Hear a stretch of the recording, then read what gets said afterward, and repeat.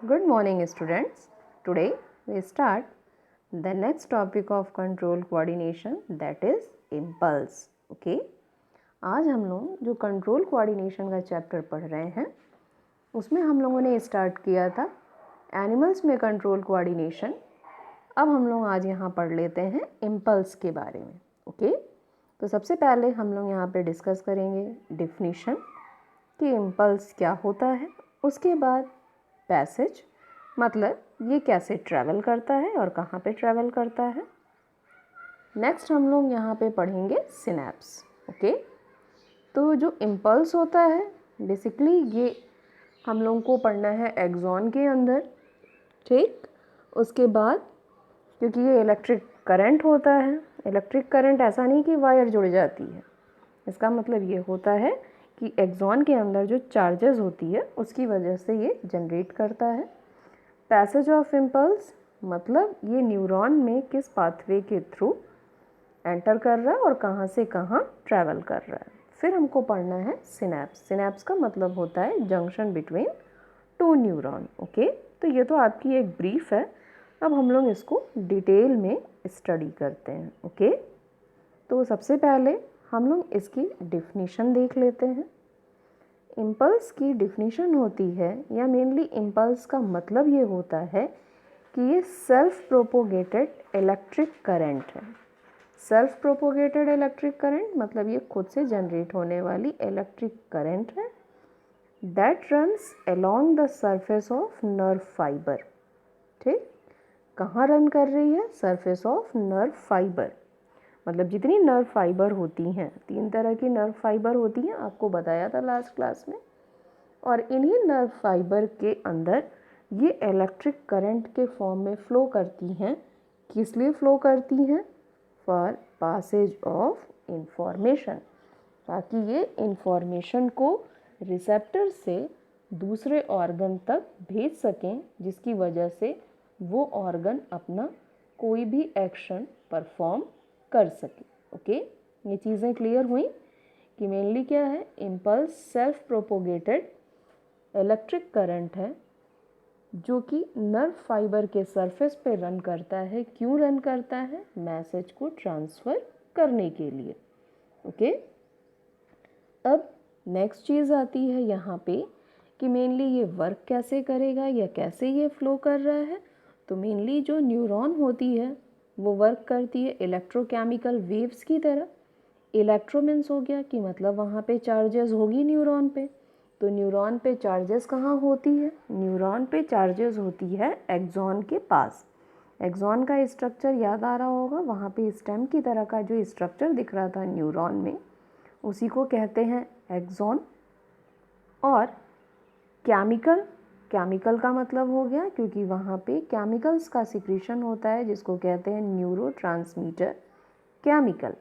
और इसका एग्जाम्पल होता है एसिटिल कोलिन और न्यूरोट्रांसमीटर्स मेनली ग्लूटामिक एसिड। ये दोनों ऐसे होते हैं जो केमिकल हैं जिसकी वजह से ये एक से दूसरे न्यूरॉन में ट्रैवल करता है। वेव्स, वेव्स का मतलब होता है विद इन सेकेंड मैसेज का ट्रांसफ़र होना। इसीलिए यहाँ पे लिखा है neuron work as electrochemical waves. Okay. तो एक बार फिर से समझ लो ये आपको क्या बता रहा है। इम्पल्स जो होता है वो सेल्फ प्रोपोगेटेड इलेक्ट्रिक करंट है that runs along the surface of nerve fibre for passage of information. मतलब इम्पल्स एक इलेक्ट्रिक करंट है जिसकी वजह से मेनली कह सकते हैं इलेक्ट्रिक करंट के फॉर्म में जो मैसेज ट्रांसफ़र हो रहा है उसी को इम्पल्स कहा जाता है। और मेनली जो मैसेज ट्रैवल करती है न्यूरॉन में वो इलेक्ट्रोकेमिकल वेव्स की तरह ट्रैवल करती है। ओके। अब नेक्स्ट हम आते हैं पैसेज ऑफ इम्पल्स कि इसकी पैसेज क्या है। तो सबसे पहले मेनली क्या होता है, जो स्टिमुलस है। अब स्टिमुलस क्या है आपको याद होना चाहिए, लास्ट क्लास में बताया गया था कि स्टिमुलस का मतलब होता है सडन चेंज इन एनवायरनमेंट। ठीक। तो सबसे पहले स्टिमुलस को रिसीव्ड करता है न्यूरॉन और यहाँ से ये ट्रैवल करते हुए दूसरे के पास पहुँच जाता है। अब यहाँ पे लिखा हुआ है stimulus received by neuron traveled through it in form of electric disturbance.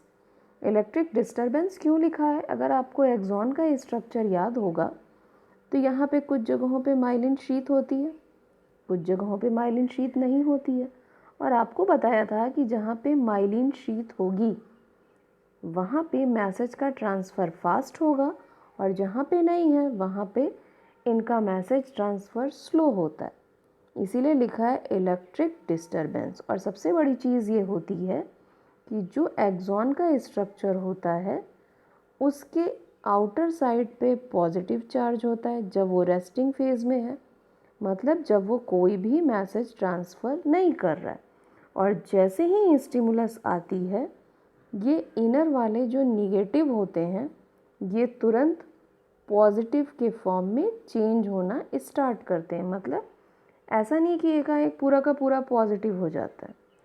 यहाँ पे क्या होता है मेनली कि जैसे ये एक्सॉन है, यहाँ पे निगेटिव है, अब यहाँ पे सिनेप्स आई तो ये पॉजिटिव होगा लेकिन अगला तो निगेटिव ही रह जाएगा, फिर ये निगेटिव है, इस तरह फिर ये पॉजिटिव होगा देन निगेटिव, इसीलिए लिखा है इलेक्ट्रिक डिस्टर्बेंस। मतलब लगातार फ्लो करने में थोड़ा सा वहाँ पे प्लस माइनस होते रहते हैं तब वो ट्रांसफ़र होता है। ओके, अब मेनली क्या होता है, ये यहाँ से ट्रांसफ़र करके एक्सॉन देन एक्सॉन टर्मिनल तक पहुँचते हैं। मतलब सबसे पहले डेंड्राइट के पास पहुँचे, डेंड्राइट के बाद से ये एक्सॉन में जाते हैं, फिर एक्सॉन की लास्ट पॉइंट तक जाते हैं। इसके लिए हम लोग इसके ये पाथवे को एक बार चेक कर लेते हैं। जैसे सबसे पहले क्या हुआ कि स्टिमुलस को पिक किया, स्टिमुलस मतलब इन्वायरमेंटल का जो फैक्टर होता है, मतलब इन्वायरमेंट में कोई चेंज आया दैट इज़ स्टिमुलस। सबसे पहले कौन रिसीव करेगा? रिसेप्टर। रिसेप्टर्स क्या होते हैं? मतलब जो सेंस ऑर्गन्स होते हैं। लास्ट क्लास में हम लोगों ने रिसेप्टर्स को डिस्कस किया था। उसके बाद ये न्यूरॉन में एंटर कर गए, क्योंकि न्यूरॉन जो होते हैं, न्यूरॉन का जो फर्स्ट पॉइंट होता है डेंड्राइट, ये हमारे रिसेप्टर्स के पास ही अटैच होते हैं। ठीक, वहाँ से ये सेल बॉडी में एंटर किया, मतलब ये साइटॉन में एंटर कर गया। साइटॉन में एंटर करके ये नीचे जो स्टेम लाइक स्ट्रक्चर होता है एक्सॉन में पहुँच गया। एक्सॉन के बाद एक न्यूरॉन का स्ट्रक्चर ख़त्म हो गया, अब वहाँ पे दूसरा न्यूरॉन अटैच होगा, तो दो न्यूरॉन के बीच की जो गैपिंग होती है, मतलब एक न्यूरॉन का लास्ट पॉइंट एक्सॉन और दूसरे का स्टार्टिंग पॉइंट डेंड्राइट, जब वो यूनाइट करते हैं तो उसको कहते हैं सिनेप्स। ओके, अभी इसका डायग्राम आपको नेक्स्ट स्लाइड में शो होगा।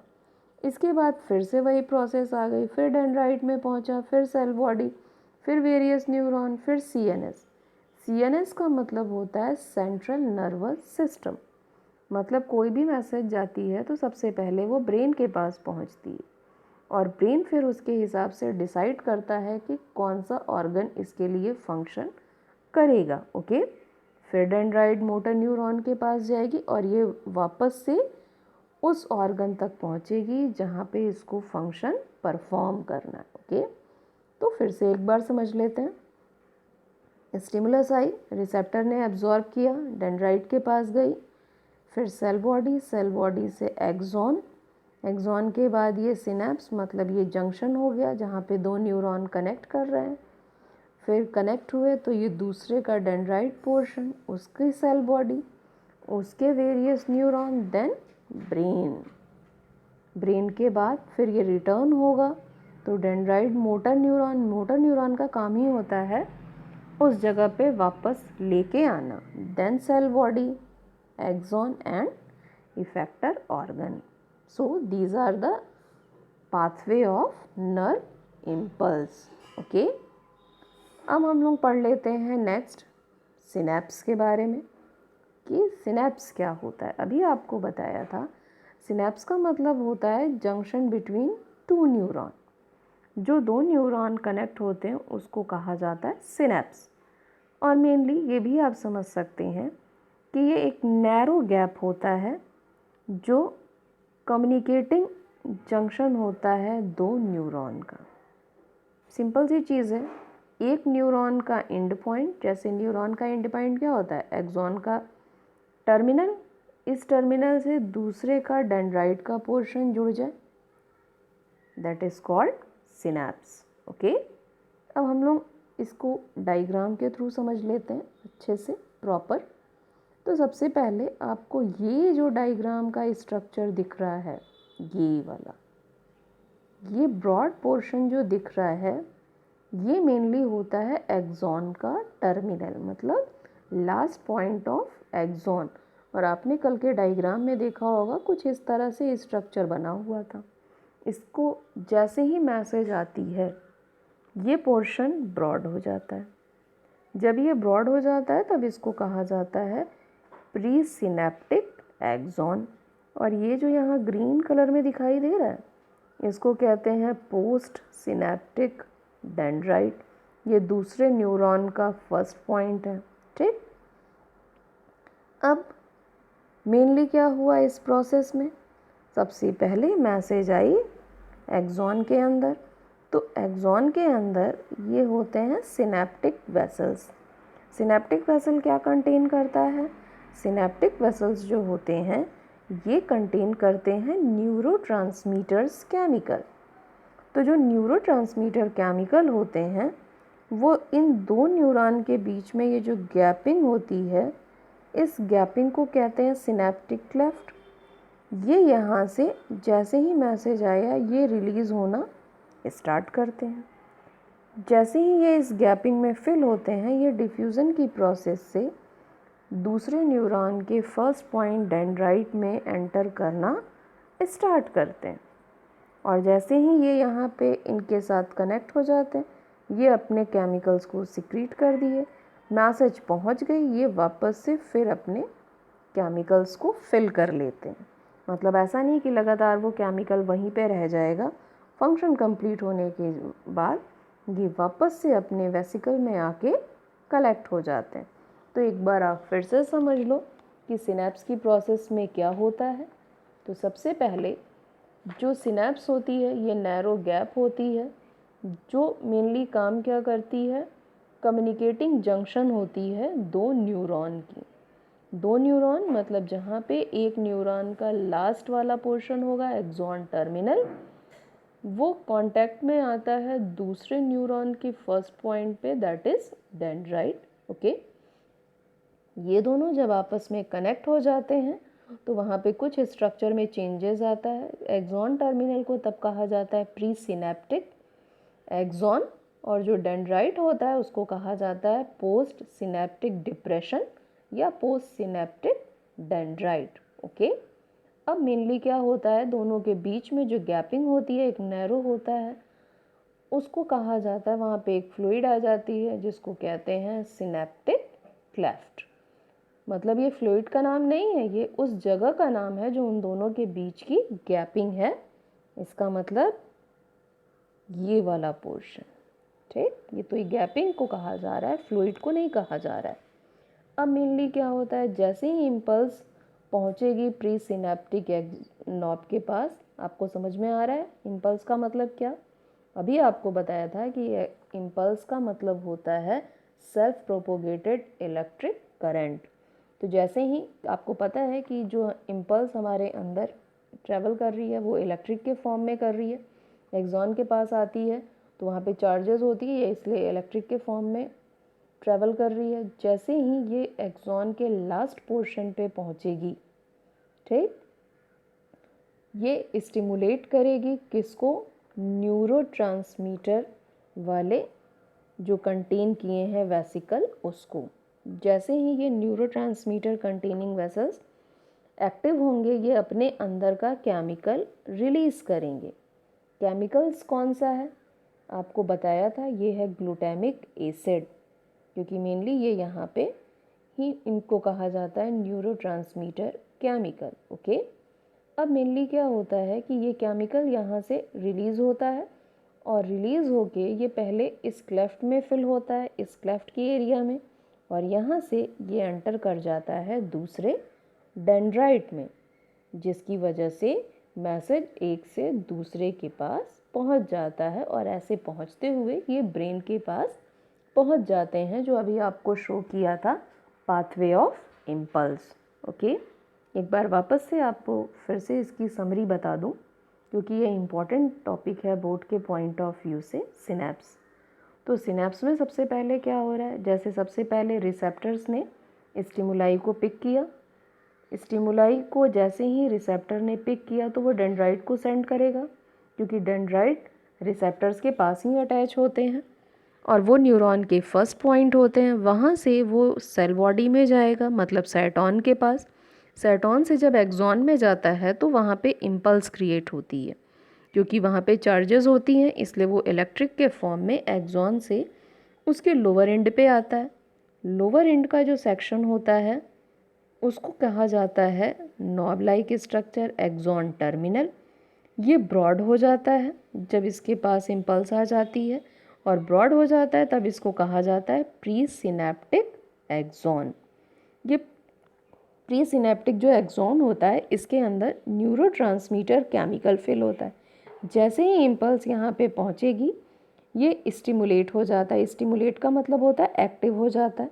एक्टिव होने की वजह से ये अपने केमिकल का सिक्रीशन करेगा। न्यूरोट्रांसमीटर केमिकल का नाम आपको बताया अभी, ग्लूटामिक एसिड। ये ग्लूटामिक एसिड इन दोनों के बीच में जो गैपिंग है सिनेप्टिक क्लेफ्ट, ये वहाँ पे फिल हो जाएगा। वहाँ से इसको डेंड्राइट जो एज अ रिसेप्टर है वो उसको रिसीव करेगा, और रिसीव करने की वजह से ये मैसेज जो यहाँ पे आई है अब अगले न्यूरॉन को ट्रांसफ़र होगी। जैसे ही अगले न्यूरॉन को ट्रांसफ़र होगी वो वहाँ से ट्रैवल करता हुआ सेंसरी न्यूरॉन के थ्रू पहुँच जाएगा ब्रेन के पास।